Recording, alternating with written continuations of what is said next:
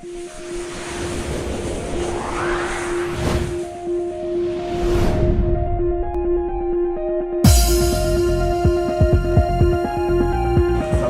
warahmatullahi wabarakatuh. Gros TV kembali mengudara. Tadi memang Gros TV sempat melakukan live streaming di Universitas Jayabaya untuk menyaksikan sidang terbuka Dr. Sabran Sofyan. Nah, kali ini Gros TV mendapat undangan mendadak dari tim pengawal putusan 694 Jakarta Barat 694 dalam rangka melakukan sebuah konferensi pers.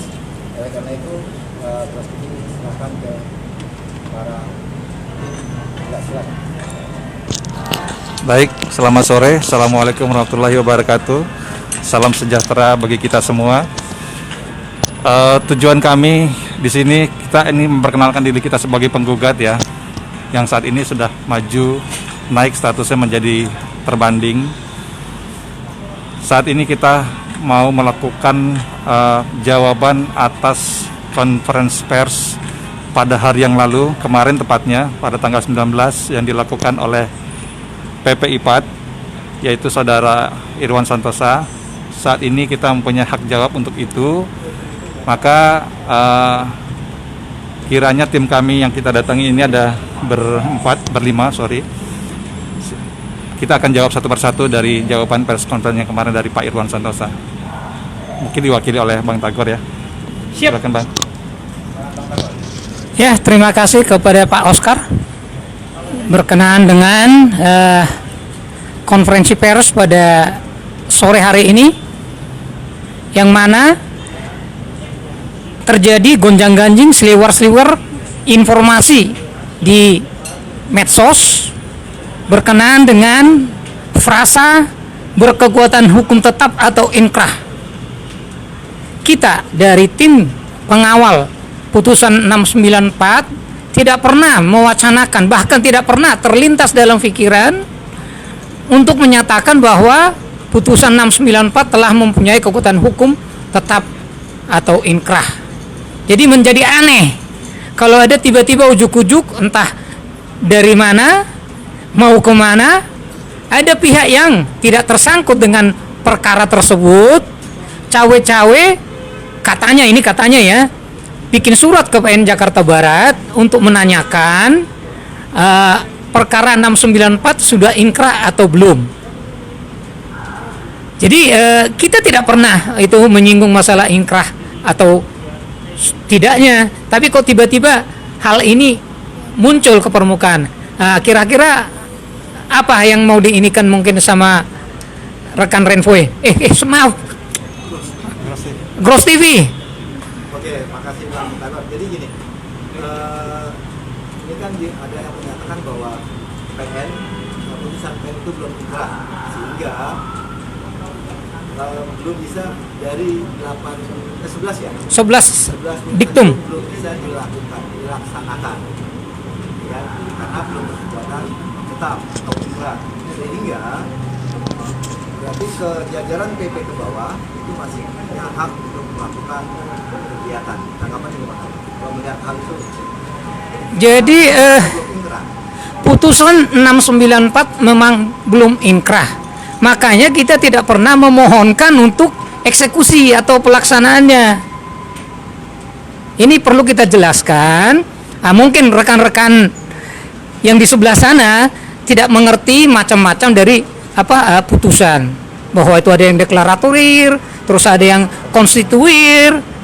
Konstituir inilah salah satunya yang menjadi diktum dari PN putusan 694 poin 8 yang menyatakan bahwa tergugat 10 dalam hal ini Julius Purnawan dilarang untuk mengatasnamakan PPI PAD dalam segala kegiatannya menunggu putusan ini inkrah.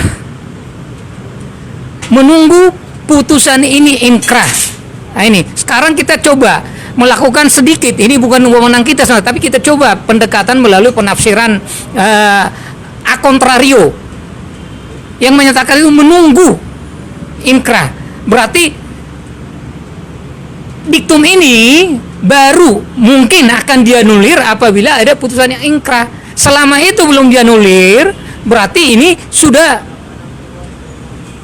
berlaku, bukan inkrah, tapi diktum tersebut sudah berlaku. Karena itu merupakan suatu terobosan untuk mengatur suatu hal yang dianggap penting oleh majelis hakim. Jadi di sini ibarat masalah putusan konstitusional ini mirip-mirip dengan tujuan dari ini fiskal pajak, yaitu untuk fungsi mengatur dan fungsi moneter. Di sini kita ambil fungsi mengaturnya. Jadi isi putusan tersebut mengatur supaya tergugat 10 tidak melakukan bla bla bla bla. Nah sekarang kalau dia melanggar diktum 11 tersebut, ada dua kemungkinan. Itu bisa dimasalahkan secara pidana apabila unsur-unsur pidananya terpenuhi, atau itu jadi ranah perdata kalau itu memang ada ganti rugi, menimbulkan suatu kerugian. Nah, kira-kira begitu ininya. Tapi itu kan yang dilarang tergugat 10. Sedangkan yang dilarang kan itu hanya tergugat 10. Sedangkan yang melakukan kegiatan ini kan bukan tergugat 10. Tanggapan itu? Tergugat 10 kan ketua dalam tanda petik ya, yang menyusun kepengurusannya, yaitu dengan kawan-kawannya. Yang kepalanya aja sudah nggak ada, kok masih bisa hidup itu anggota badan yang lain? Ini logika berpikirnya. Ya otomatis semua rejim atau kelompoknya tergugat 10 ya tidak punya legal standing untuk melakukan suatu hal untuk mengatasnamakan PPI 4.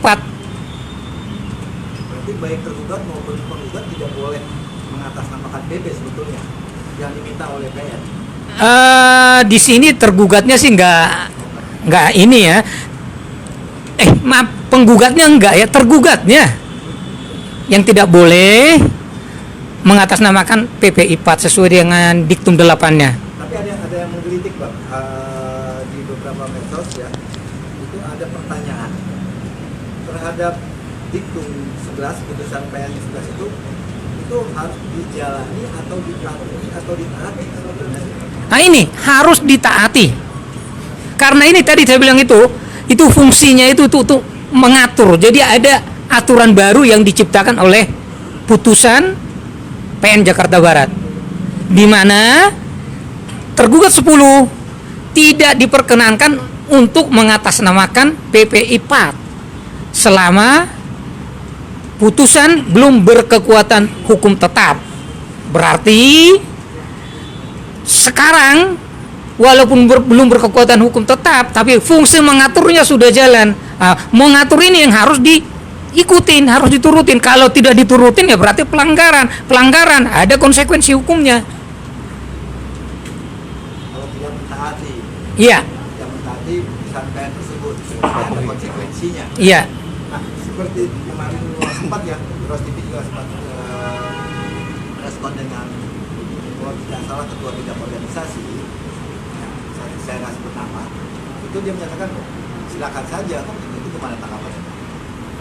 Maksudnya silahkan yang mana? Jika mau ada tuntutan atau apapun kan itu sempat ditanyakan. Itu kan dia bilang ya, mau aja kan terakhir seperti jawabannya. Itu tanggapannya gimana terhadap pengawal? Loh, memang kita sudah lapor JP karena telah melakukan pelanggaran terhadap pasal 263 KUHP. Dan sekarang sudah berproses. Saksi-saksi pro justisianya sudah diperiksa di Polda Metro Jaya. Terhadap ke bawahnya? Ke bawahnya otomatis ya kita tunggulah ininya ya, karena mereka belum melaksanakan suatu action yang digembar-gemborkan, ya kita tunggulah itu dilaksanakan, mungkin ada konsekuensinya nanti. Jadi selama ini belum ada kegiatan yang sudah dilakukan. Sudah ada dalam bentuk surat. Ada tindakan kan? Tindakannya Kita dari TPP sudah melakukan somasi. Informasi ke para Ya, yang mengatasnamakan pengurus tadi. iya, pengurus pusat IPAT online ininya kita menyebutnya. Nah, ada di sini ada maksud inkrah itu kan sidang ini tergugat 10 sedang melakukan banding, Pak. Itu apakah mempengaruhi terhadap putusan? Ya otomatis ada dong pengaruhnya. Ya putusan itu yaitu seperti kata mereka belum bisa dilaksanakan, belum bisa dieksekusi. Makanya kita tidak memohonkan eksekusi. Jadi dalam hal ontran-ontran yang sekarang terjadi di Polda Metro Jaya itu nggak ada sangkut pautnya dengan Pengadilan Negeri Jakarta Barat. Tidak ada sangkut pautnya. Jadi ya karena kita tidak minta eksekusi karena memang kita menyadari bahwa itu belum inkrah. Yang jadi masalah karena dia melanggar ketentuan di dalam diktum 8 dan terpenuhi unsur-unsur pidananya, makanya kita laporkan. Jadi ini nggak ada sangkut pautnya dengan Pengadilan Negeri Jakarta Barat untuk yang di Polda Metro Jaya, itu murni pelanggaran hukum. Nanti ada perbuatan hukum lain Iya, betul. di luar putusan ini. Berarti ada sebuah kasus baru. Iya, kasus baru karena dia melanggar diktum 11. Nah, agar anggota yang nggak simpang siur ini kan simpang siur, Bang. Si pihak A menyatakan begini, pihak B menyatakan begitu. Sebenarnya seperti apa sih yang harus diperhatikan? Jadi Putusan PN Jakarta. buat rekan-rekan di seluruh Nusantara, ya tolong dicermati tadi saya sudah menyinggung di awal, seperti fungsi pajak itu untuk fungsi moneter dan fungsi mengatur.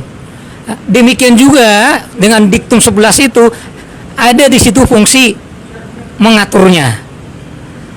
Turutinlah apa yang diperintahkan di situ. Kalau tidak diturutin, ya nanti itu ada konsekuensinya. Jadi kita tidak pernah mewacanakan untuk melakukan eksekusi terhadap putusan 694. Tapi bila ada pelanggaran terhadap diktum tersebut, sangat-sangat berpotensi untuk kita laporkan.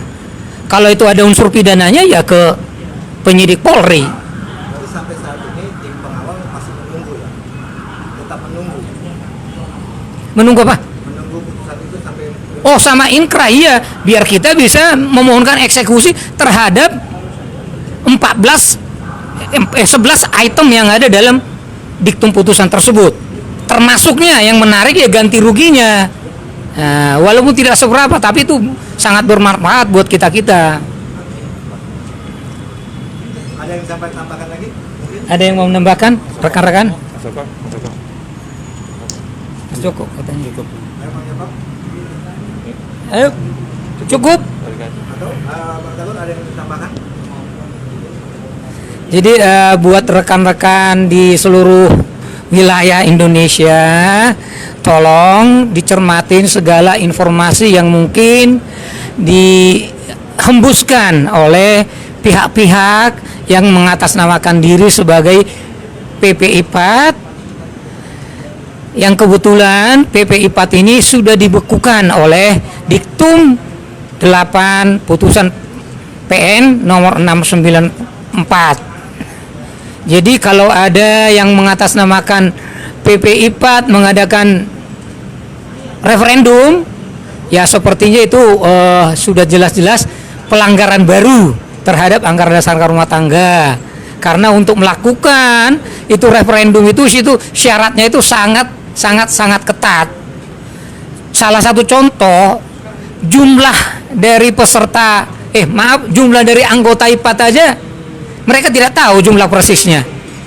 Ya gimana mereka mau menentukan hasil referendum 50% lebih untuk menentukan referendum tersebut didukung atau tidak didukung oleh anggota. Dan kenyataan di lapangan, yang referendum itu kan baru di Jawa Timur, pengwilnya. Sama di DIY, dalam hal ini Kabupaten Sleman. Sementara daerah-daerah lain sepertinya belum ada lah gaungnya referendum. Sumatera dari informasi yang masuk ke kita nggak ada. Kalimantan tidak ada. Sulawesi apalagi? Baru Jawa Baru Jawa, itu pun baru Jawa Timur dan DIY sebagian kecil. tetangga sebelah Bali. Tetangga sebelah Bali adem ayem. Ya mungkin saya kira cukup demikian. Terima kasih. Sampai jumpa di lain kesempatan. Terima kasih Bang Cador. Demikian press conference yang diadakan oleh tim pengawal putusan PN nomor 694 ya, PDT garis miring PDT titik G garis miring 2018. Sampai jumpa dalam liputan dan bincang-bincang atau wawancara Gros TV selanjutnya. Wassalamualaikum warahmatullahi wabarakatuh.